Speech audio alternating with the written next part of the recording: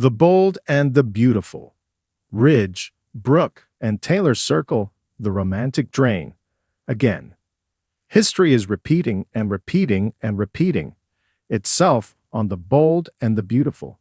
Nearly 25 years ago, there was a scene where Brooke Logan, Catherine Kelly Lang, was demanding that Ridge Forrester, then Ron Moss, choose between her and Taylor Hayes, then Hunter Tylo, on the spot. His initial response was to look like a jovial deer caught in headlights, unsure of what to say, but also loving the rush of the situation. Fast forward to now, and a similar situation is playing out between Brooke, Ridge, Thorsten K., and Taylor, Rebecca Booty, but it is even more ridiculous now, and not just because both of these women are smart and beautiful. Brooke insists that Ridge is her destiny. After their most recent reunion a few years ago, Ridge and Brooke swore to each other that this was it for life. They had been through enough with each other and with other loves, and now understood that they were meant to stay together. Brooke declared Ridge her destiny, and for quite a while, it was semi-believable. Since Ridge's zipper has usually been the problem, maybe he finally matured and saw the treasure of a woman in front of him. Maybe.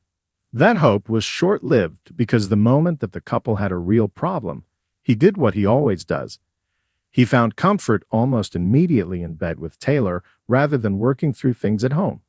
Ridge cannot stand to be alone, and he usually tries to justify his indiscretions to Brooke and blame her for them.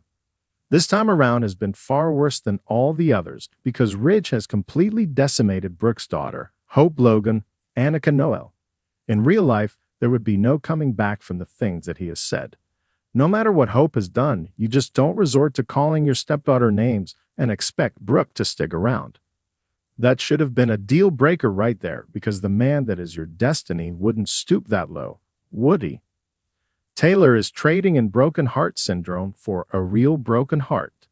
Taylor is supposed to be a world-renowned shrink who can outthink all of us, but boy, does she have a real blind spot for the father of her children. Ridge has reconciled with her, only to run right back to Brooke so many times that it contributed to her broken heart syndrome. He felt guilty enough for the pain that he had caused her that he actually was invested in helping her to physically heal.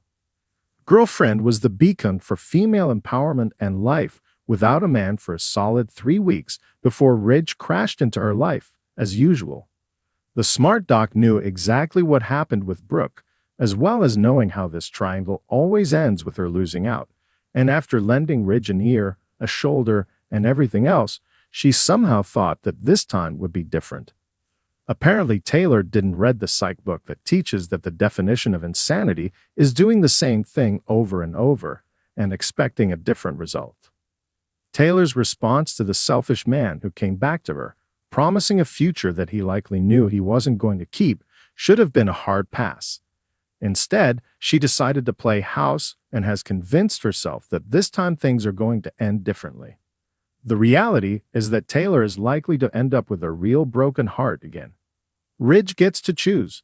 Is Ridge the only man in Los Angeles, or are we just supposed to believe that he is top tier and worth fighting over, despite his behavior? Either way, here we are with Brooke demanding that he pick one of them to spend forever with.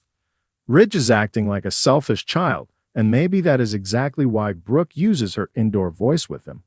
It's like listening to a mother try to reason with her 5-year-old who has just done something wrong. If that is Brooke's version of the love of her life, her destiny, then maybe they deserve each other. Maybe it's time for Taylor to move her brown wardrobe and clunky shoes off of the Forrester estate for good.